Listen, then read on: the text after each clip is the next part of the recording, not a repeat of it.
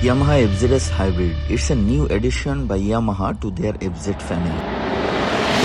অনেকেই বলছে এটা নাকি নতুন নতুন ফিচারে ভরা। এখন এটা কতটুকু নতুন আসলে সেটা চলেন আজকে বের করার চেষ্টা করি এবং দাম কতটুকু যৌক্তিক হলো সেটা নিয়েও কথা বলি। ফ্যাক্ট নাম্বার 1, সেটা হচ্ছে auto start on of feature. এটা কি নতুন? না, এটা একেবারেই নতুন না।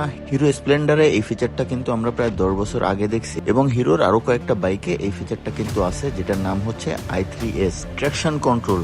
এটাও কিন্তু নতুন না। ট্র্যাকশন কন্ট্রোল ইয়ামাহাই বাংলাদেশে প্রথম লঞ্চ করে এবং বর্তমানে বাংলাদেশে অনেক বাইকেই ট্র্যাকশন কন্ট্রোল আছে। বাইকের ওভারঅল ডিজাইন, পাওয়ার, টর্ক, স্পেসিফিকেশন, তাহলে কি এগুলোতে পরিবর্তন আসছে? না, এগুলোতেও কোনো পরিবর্তন আসে নাই, শুধু গ্রাফিক্যাল একটু চেঞ্জ আসছে। তবে ডিজাইনের ক্ষেত্রে ছোট্ট একটা পরিবর্তন আছে, সেটা হচ্ছে এটার ইন্ডিকেটর গুলো বডি কিটের সঙ্গে দেওয়া হয়েছে, যেটা আসলে নতুন এবং আমার কাছে সুন্দর লাগছে। তাহলে নতুন কি আসছে? এক নম্বর যে নতুন জিনিসটা আসছে সেটা হচ্ছে এটা 4.2 ইঞ্চি ডিসপ্লে TFT মিটার, যে মিটারে আপনারা সকল ইনফরমেশনই দেখতে পাবেন। আর সব থেকে বড় যে পরিবর্তন সেটা হচ্ছে এটার হাইব্রিড টেকনোলজি। হ্যাঁ, এটা নিয়ে অনেক সমালোচনা হচ্ছে, but it's really hybrid. Possibly এটা মাইল্ড হাইব্রিড টাইপের হাইব্রিড।